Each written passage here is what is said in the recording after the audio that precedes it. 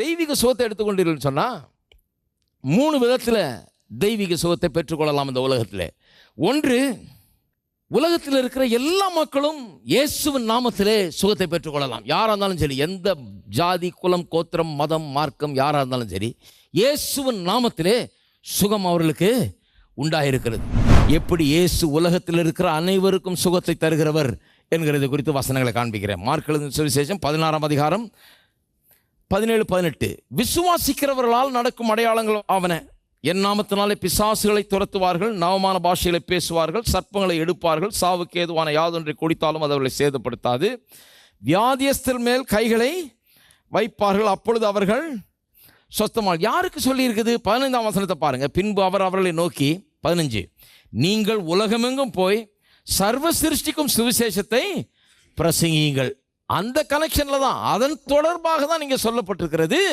அப்படி போய் சர்வ சிருஷ்டிக்கும் எல்லா ஜாதி, மதம், குலம், கோத்திரத்தை சேர்ந்த யாவருக்கும் இந்த ஆண்டவராகி இயேசு கிறிஸ்துவனுடைய நற்செய்தி அறிவித்து, அவர் இரட்சகர் என்பதை அறிவித்து, அவர் கல்வாரி சிலுவையில் மனுக்குலத்துக்காக பாடுபட்டு ஜீவனை விட்டார், அவருடைய பாவங்களை பரிகரிக்கும்படியாக இதை செய்தார், அவர் மூலமாய் மீட்பு உண்டாயிருக்கிறது என்பதை அறிவிப்பு தான் சுவிசேஷம்.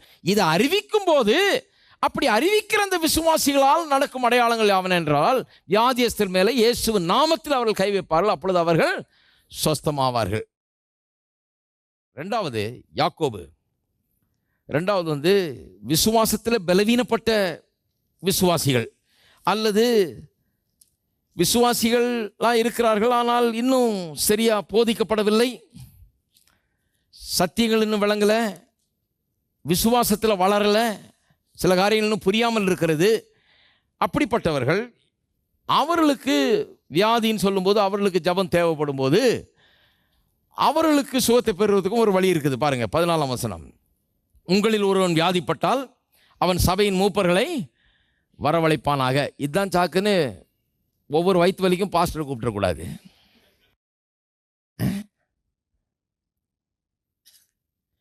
அப்படி சொல்லிடலைங்க. இது யாருக்கு சொல்லியிருக்குன்னு பார்க்கணும். யாருக்கு? 13ஆம் வசனத்தில் ஏற்கனவே சொல்லிடுச்சு, உங்களில் ஒருவன் துன்பப்பட்டால் ஜெபம் பண்ண கடவன். அதை முதல்ல வாசிங்க.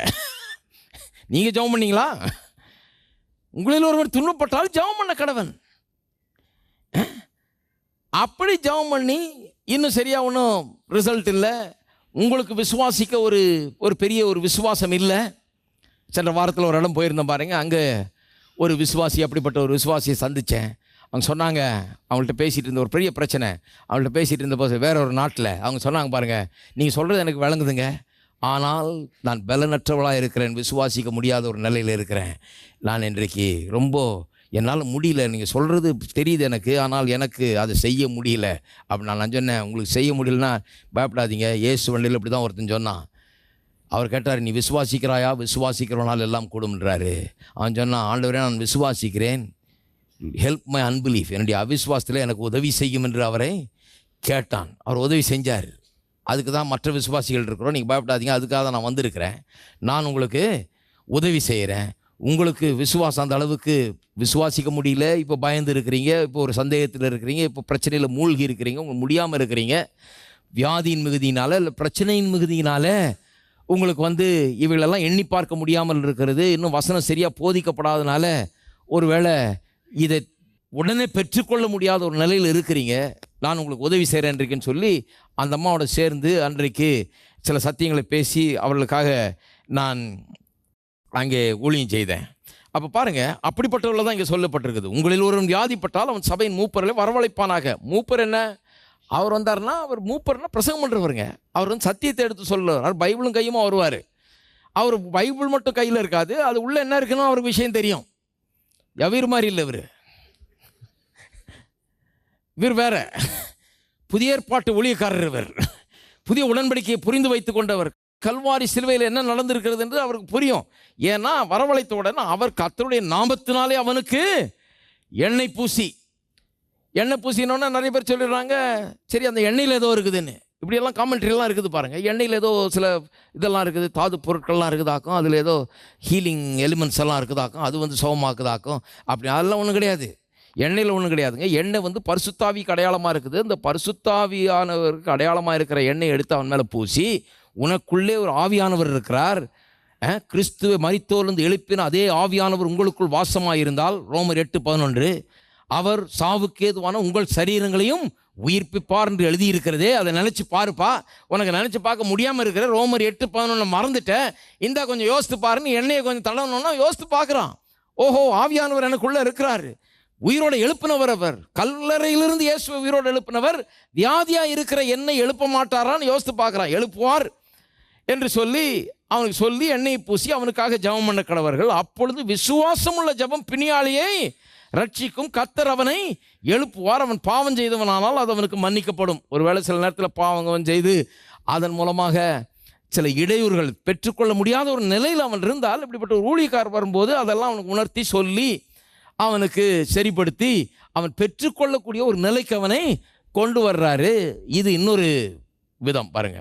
ஒன்று சுத்தமாக இயேசு அறியாதவர்களுக்கு இயேசுவின் நாமத்தில் ஜெபம் பண்ணும்போது பிசாசை விரட்டலாம், வியாதியஸ்தர்களை சுஸ்தமாக்கலாம். இன்னொன்று, இயேசுவை ஏற்றுக்கொண்டு விசுவாசியாக சபையில் இருக்கிறவர்கள் ஆனால் சுகத்தை பெற்றுக்கொள்ள முடியாத விசுவாச குறைவு அல்லது போதிக்கப்படாத நிலையில் இருக்கிறவர்கள், புதுதாக இருக்கிறவங்க, அவங்களுக்கு ஜெபம் பண்ணி உதவி செய்யலாம். இங்கே கூட செய்கிறோம், நிறைய பேருக்கு ஜெபம் பண்ணுறோம். ஏன்னா இப்போ தான் வர்றாங்க அவங்க, அவர்களுக்கு ஜெபம் பண்ணி அவர்களுக்கு இப்போ ஒன்றும் தெரியாது, அவர்களுக்காக ஜெபம் பண்ணுறோம். வியாதியஸ்தர்கள் வர்றாங்க, ஜெபம் பண்ணுகிறோம், அநேகர் சொஸ்தமடைந்து செல்லுகிறார்கள். சரி, மூன்றாவது, இப்போ இதை பார்க்குறதுக்கு தான் இவ்வளோ நேரம் இதை சொல்லிகிட்டு இருந்தேன். மூன்றாவது, விசுவாசிகள். இது ரியல் விசுவாசிங்க. ஹலோ, இருக்கீங்களா? எத்தனை பேர் ரியல் விசுவாசிங்க இருக்கீங்க? விசுவாசிகள் சும்மா பேரளவில் விசுவாசிகள் இல்லை, உண்மையாகவே விசுவாசிகள். அவர்கள் எப்படி சுகம் என்னுடையது, மீட்பின் மூலமாக இது எனக்கு சொந்தமாக இருக்கிறது என்பதை விசுவாசித்து சொந்தமாக்கி கொள்ளுகிறார்கள். அதுதான் பெஸ்ட் மெத்தட். இங்கே வந்தீங்கன்னா சரி, நீங்கள் ஒருவேளை இன்னும் சரியாக போதிக்கப்படலை, இன்னும் இப்போ தான் வர்றீங்க, இன்னும் காரியங்கள்லாம் இன்னும் சரியாக தெரியலன்னா வந்தீங்கன்னா ஜெபம் பண்ணுவோம், கண்டிப்பாக செய்வோம். ஆனால் நாளடைவில் போக போக போக பிரசங்கங்கள்லாம் அப்படி இருக்கும். தலையில் கவிச்சு ஜெபம் பண்ணுவோம், எல்லாம் பண்ணுவோம், இப்போ சொல்லப்பட்டிருக்கிறதெல்லாம் செய்வோம். ஆனால் பிரசங்கம் கேட்கும்போது என்னிடத்தில் வாருங்கள் பிரசங்கம் பண்ண மாட்டோம். என்ன பிரசங்கம் பண்ணுவோம்? சுகம் உங்களுடையது, எடுத்துக்கொள்ளுங்கள், அது உங்களுக்கு சொந்தம், மீட்பின் மூலமாக இது உங்களுக்கு சொந்தமாக இருக்கிறது, இது உங்களுக்கு உண்டாயிருக்கிறதுன்னு தான் பிரசங்கம் பண்ணுவோம். ஹலோ, பிரசங்கம் இந்த டைரக்ஷனில் தான் இருக்கும். ஆனால் ஜெபம் பண்ணுங்க வர்றவங்களுக்கு ஜெபம் பண்ணுவோம். ஆனால் பிரசங்கம் எப்போ அந்த டைரக்ஷனில் போகாது. நல்லா புரிஞ்சுங்க. அது ஏன்னா பர்பஸ்லி ஒரு நோக்கத்தோடு பண்றோம் நாங்க. ஏன்னு சொன்னா என் கையில தான் ஏதோ இருக்குது, வந்து பெற்றுக்கொள்ளுங்கள் அப்படிங்கிறது எங்க வேலை கிடையாது. என் கையில் ஒன்றும் இல்லை, இயேசுவின் நாமத்தில் இருக்கிறது. நான் கையை வைக்கிறதுனால, இயேசுவின் நாமத்தை நான் உச்சரிக்கிறதுனால, அந்த நாமத்திற்கு வானத்திலும் பூமியிலும் பூமியின் கீழானோர் மத்தியில் அதிகாரம் இருக்கிறது. அந்த நாமத்தில் தான் சுகம் கிடைக்கிறது. ஆனால் நான் ஒவ்வொருவருக்கும் உச்சரித்து கொண்டிருக்க வேண்டிய அவசியம் கிடையாது. நீங்கள் இருக்கிற இடத்திலேயே, உங்கள் வீட்டிலேயே 365 நாளும் வருஷத்துல 24 மணி நேரம் ஒவ்வொரு நாளும் எந்த நேரத்திலும் எந்த வேளையிலும் எந்த சூழ்நிலையிலும் அந்த அதிகாரத்தை நீங்கள் எடுத்துக்கொள்ளலாம். ஆகவே இங்க வரும்போது இயேசுவின் நாமத்தை குறித்து பேசுவோம், உங்களுடைய உரிமைகளை குறித்து பேசுவோம், மீட்பை குறித்து பேசுவோம். உங்களுடைய அதிகாரம் என்ன, நீங்கள் அதை எப்படி எடுத்துக்கொள்ளலாம் என்பதை குறித்த பிரசங்கம் பண்ணுவோம். அதுதான் அல்டிமேட் மெத்தட். அதுதான் உயர்ந்த வழி பாருங்க. ஆகவே போதிக்கும் போது உயர்ந்த வழியை தான் போதிக்கிறோம், மற்றதை நான் வலியுறுத்துறது கிடையாது. இருக்கீங்களா? மற்றதை நான் வலியுறுத்துகிறது கிடையாது. இப்போ பிரசங்கம் கேட்டிங்கன்னா நாளடைவில் நீங்களே விசுவாசித்து நீங்களே சுகத்தை பெற்றுக்கொள்கிறது எப்படிங்கிற விதத்தில் தான் பிரசங்கத்தை பண்ணி கொண்டிருப்போம் ஒழிய எங்களை நம்பி எப்படி சுகத்தை பெற்றுக்கொள்ளலாம் என்கிறத நாங்கள் ப்ரமோட் பண்ணுகிறது கிடையாது. ஏனென்றால் வேதவசனத்தில் அப்படி தான் செய்ய சொல்லி இருக்கிறது. ஒரு காரியம் காண்பிக்கிறேன் பாருங்கள். மத்திய, மார்க், லூக்கா, யோவான்லாம் பார்க்குறீங்க, இயேசு சுகம் அளிக்கிறார், நிறைய கதைகள் இருக்கிறது. அப்போஸ்தலர் நடவடிக்கைகளில் சபை ஆரம்பித்த உடனே பார்க்குறீங்க, நிறைய அற்புதங்கள் அடையாளங்கள் நடக்கிறது, நிறைய சுகங்கள் நடக்கிறது. இதுக்கெல்லாம் சம்பவங்கள்லாம் எழுதப்பட்டிருக்கிறது இல்லையா? ஒருத்தர் சொல்கிறாரு, சுகமெல்லாம் முடிஞ்சு போச்சான். எப்போ முடிஞ்சதுன்னு? கடைசி அப்போஸ்தலர் செத்த உடனே முடிஞ்சு போச்சு. எப்படி சொல்கிறீங்க என்ன? பாருங்கள், அப்போஸ்தலர் நடவடிக்கைகளுக்கு பிறகு இந்த மாதிரி யாரும் சுகம் பெற்றதாலாம் எழுதப்படவில்லை அப்படின்றாரு. ரொம்ப பெரிய பாயிண்ட் சொல்கிறாரு. அப்போஸ்தலர் நடவடிக்கைகளுக்கு பிறகு மத்தேயு, மார்க்கு, லூக்கா, யோவான் மாதிரிலாம் அவர் சுகம் பெற்றார், இவரை வியாதியை போனாங்க, சுகமாயிடுச்சு, இந்த பிசாசை விரட்டினாங்க, இங்கே இதை பண்ணாங்க அதை பண்ணாங்கலாம் கிடையாதுங்க. அதெல்லாம் அப்போஸ்தலர் நடவடிக்கைகளோடு முடிஞ்சிருச்சு. ஏன்னா அது அப்போஸ்தலர் நடவடிக்கைகள், நம்ம நடவடிக்கைகள் கிடையாது. நான் சொன்னேன், ஐயா 28 அதிகாரம் அப்ரப்டாக முடியுது, ஆமேன் போடாமல் முடியுது, முற்றுப்புள்ளி வைக்காமல் முடியுது, சொன்ன சப்ஜெக்டை முடிக்காமல் அப்படியே நடுவழியில் விட்ட மாதிரி முடிஞ்சிருக்குது. ஏன்னு சொன்னால் அந்த அப்போஸ்தலர் நடவடிக்கைகள் தொடர்ந்து கொண்டிருக்கிறது.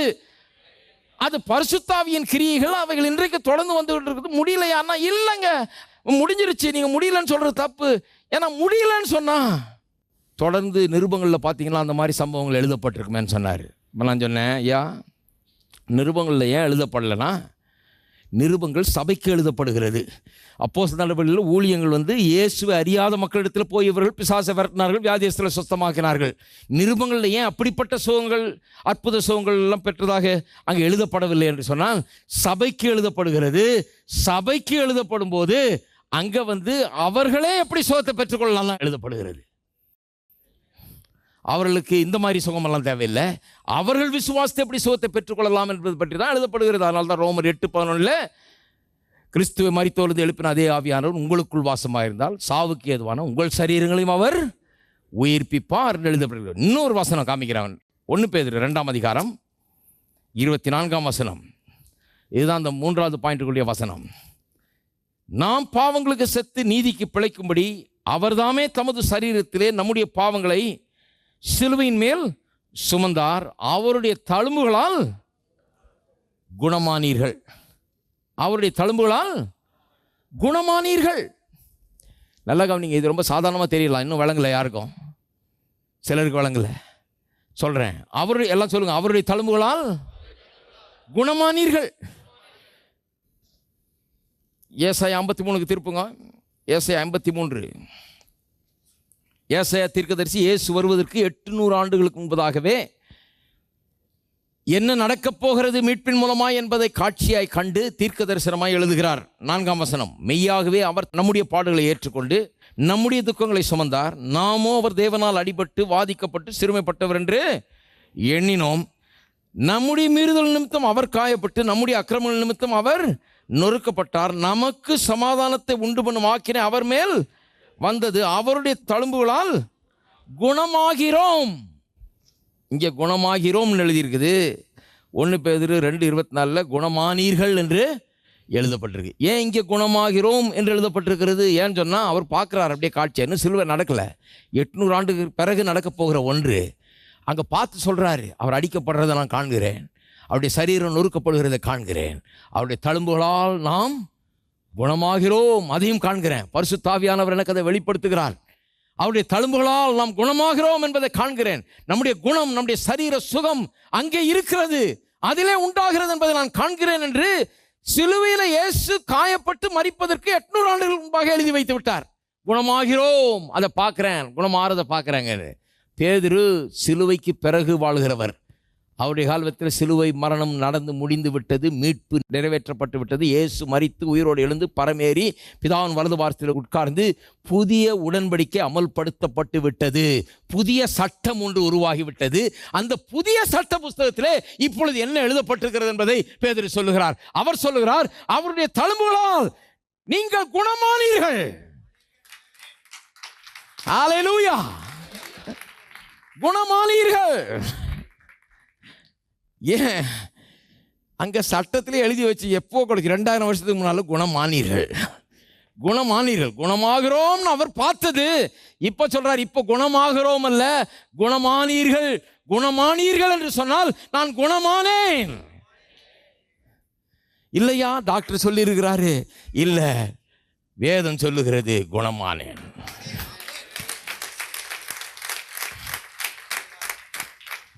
இதுக்கு தான் வரப்போகிறோம் பாருங்க, கொஞ்சம் தொடுவோம் அது. இன்னைக்கு இங்கே தான் விசுவாசி வரணும். விசுவாசி மார்க் 16 இருக்கக்கூடாது, அவிசுவாசி மாதிரி சோத்தை பெற்றுக்கிட்டு இருக்கக்கூடாது, அது தேவனுடைய சித்தம் அல்ல.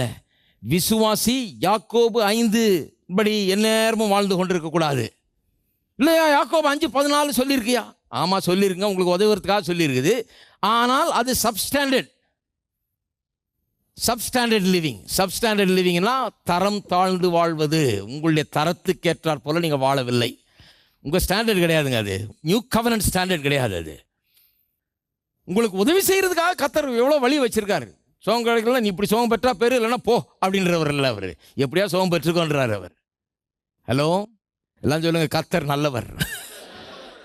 அப்போ இன்றைக்கு விசுவாசிக்க முடியாதவர்கள், சத்திய வசனத்தை சரியாக அறியாதவர்கள், அது குறித்த அறிவு இன்னும் உண்டாகாதவர்கள், வெளிப்பாடு இன்னும் உண்டாகாதவர்கள் இதை எடுத்து எப்படி இந்த மீட்பை குறித்த சத்தியத்தை எடுத்து எப்படி அப்ளை பண்ணுவது, எப்படி இந்த வைட்டல் சைட் ஆஃப் ரிடம்ஷன், இந்த மீட்பில் நம்முடைய பக்கம் ஒன்று இருக்குது, ஏற்கனவே சட்டமாக எழுதப்பட்டதை எடுத்து சொந்தமாக்கிக் கொள்வது எப்படி என்பதை குறித்த நுணுக்கங்களை தெரிந்து கொள்ளாதவர்களுக்கு உதவும்படியாக யாக்கோபு 5:14-15 எழுதப்பட்டிருக்கிறது, சபையின் மூப்பரை பாடாக என்று சொல்லி. இன்றைக்கு அது விசுவாசிகளுக்கெல்லாம் நிறைய இடத்துல தெரியாததுனால சபையின் மூப்பர்கள் எங்கே பார்த்தீங்கன்னாலும் பார்க்கலாம். நீங்கள் அங்கங்கே பிஸியாக போயிட்டு வந்துட்டு இருக்கிறாங்க. நல்லது, உதவி செய்கிறாங்க. ஆனால் எப்பவுமே அப்படி இருக்கணும்னு இல்லை, இல்லைங்களா? நாமளே சில நேரத்தில் சபையின் மூப்பர்களை வரவழைக்கலாம். ஆனால் எப்பவுமே அப்படி இருக்கணும்னு அவசியம் கிடையாது. எது தேவனுடைய சித்தம், அவருடைய தழும்புகளால் நீங்கள் குணமானீர்கள் என்று எழுதியிருக்கிறதே. குணமானீர்கள்னால் இது எப்போ நடந்து முடிஞ்சிருச்சிருச்சு. ஐயோ, அது என்னுடைய சொந்தமாச்சே. குணமானீர்கள் எழுதிருக்கு, எனக்கு தெரியாதே. குணமானீர்கள் இருக்குது, நான் குணமாகலன்னு யோசிச்சுட்டு இருக்கிறேனே.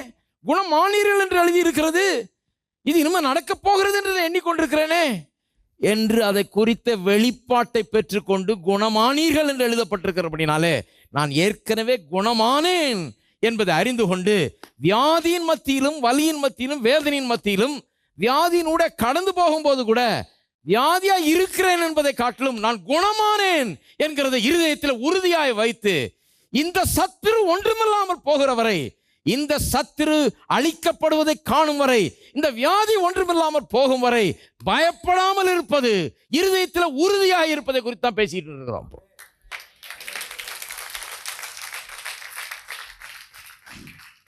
அதான் சரியான விசுவாசி. இருக்கீங்களா? எல்லாரும் சொல்லுவோம், அவருடைய தழும்புகளால் குணமானீர்கள். பக்கத்தில் இருக்க ஆளை பார்த்து சொல்லுங்க, குணமானீர்கள், குணமானீர்கள், குணமானீர்கள். இது பரலோகத்தின் சத்தியம்.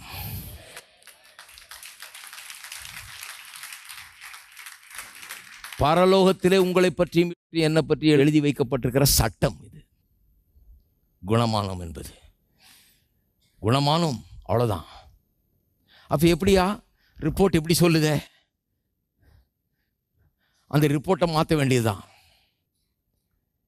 குணமானம்ன்றது பரலோக சட்டம். வானமும் பூமி ஒளிந்து போகலாம், ஆனால் என்னுடைய வார்த்தை ஒளிந்து போகாது என்று சொன்னார். பரலோக சட்டத்தை ஒழிக்கவே முடியாது. டாக்டர் சொல்லிட்டாரு, இது அவ்வளோதான்ட்டாரு. இது அவ்வளோதான் இல்லைன்னு வேதத்தில் எழுதியிருக்குன்னு சொல்லுங்கள் அவருக்கு. அப்படி இல்லைங்க, இது வேறு மாதிரி எழுதியிருக்குது. குணமானேன் என்று எழுதியிருக்கிறது. 2000 வருஷத்துக்கு முன்பாக கல்வாரி சிலுவையில் இயேசு என்னுடைய பாவ சாபங்களை சுமந்து தீர்த்தார். நான் குணமானேன் என்று எழுதப்பட்டிருக்கிறது. நான் அதை விசுவாசிக்க போகிறேன். நான் குணமானேன். ஒவ்வொரு நாளும் என்னுடைய படுக்கையிலும் எழுந்திருக்கும் போதும் படுக்கும் போதும் கண் விழிக்கும் போதும் கண் மூடும் போதும் நான் குணமானேன் என்கிற வார்த்தையோடு தான் நான் கண்ணை மூட போகிறேன். குணமானேன் என்கிற வார்த்தையோடு தான் கண்ணை விழிக்கப் போகிறேன். குணமானேன், குணமானேன், குணமானேன். இது என்னுடைய வாயை நிரப்பப் போகிறது, என்னுடைய இருதயத்தை நிரப்பப் போகிறது, என்னுடைய சிந்தையை நிரப்பப் போகிறது, என்னுடைய காட்சி இதுவாக இருக்க போகிறது. குணமானால் நான் எப்படி இருப்பேன் என்கிறதை நான் கண்காட்சியை பார்க்க போகிறேன். குணமானேன், குணமானேன், குணமானேன், குணமானேன் என்று குணமானவனாக என்னை காணப்போகிறேன். குணமாகும் கண்டிப்பா.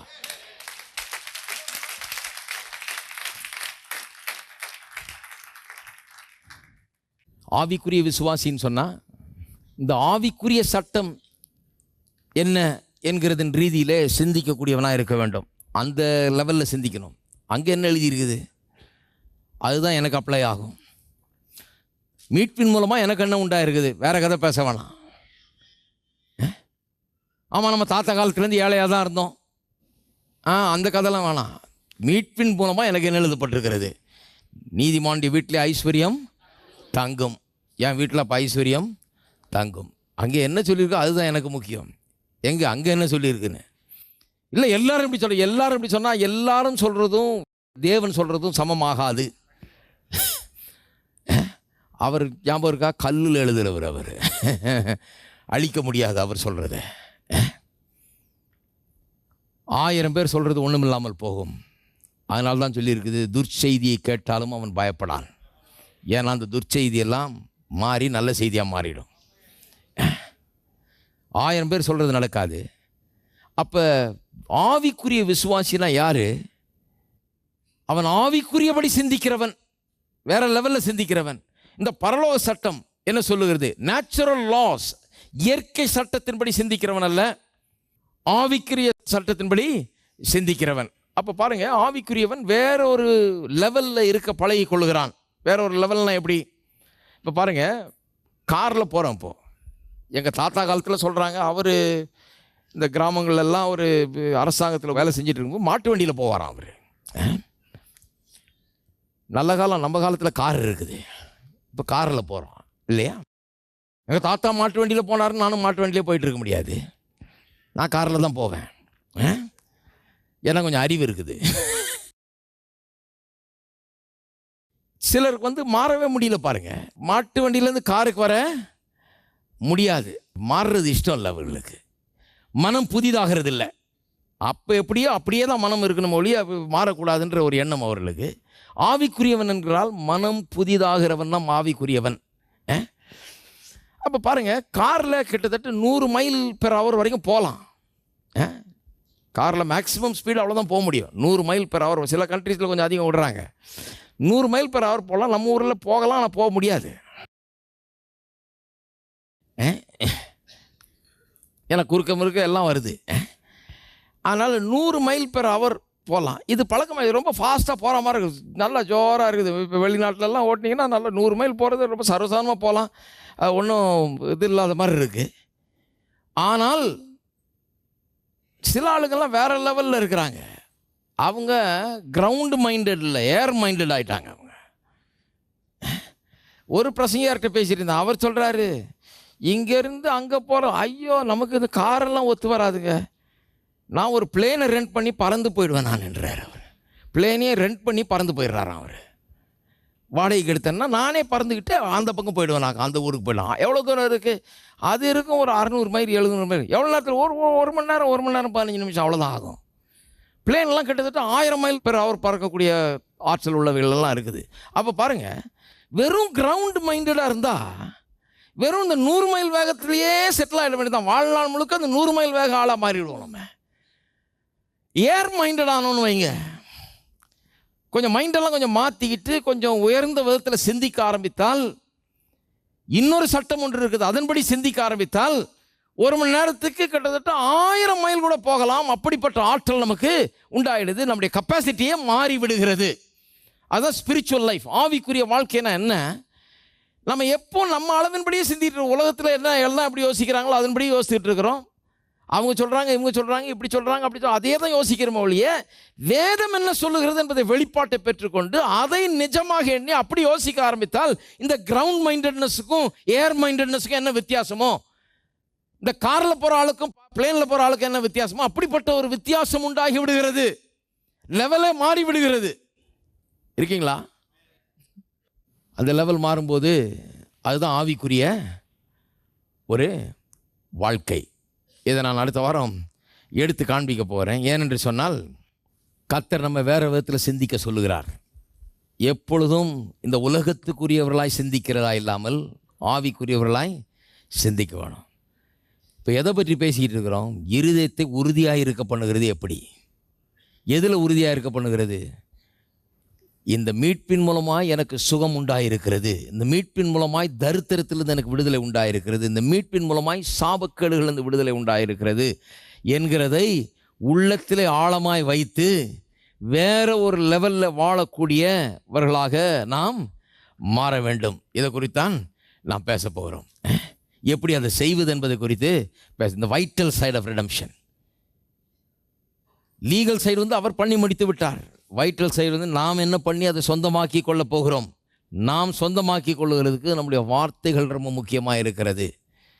நம்முடைய வார்த்தைகளை கொண்டு தான் நம்முடைய இருதயத்தில் காரியங்களை வைக்க முடியும். இருதயத்தில் வைக்கிறதன் மூலமாக தான் வாயில் வருது. இந்த வாயில் வர்றதன் மூலமாக தான் வாழ்க்கையில் உண்டாகிறது.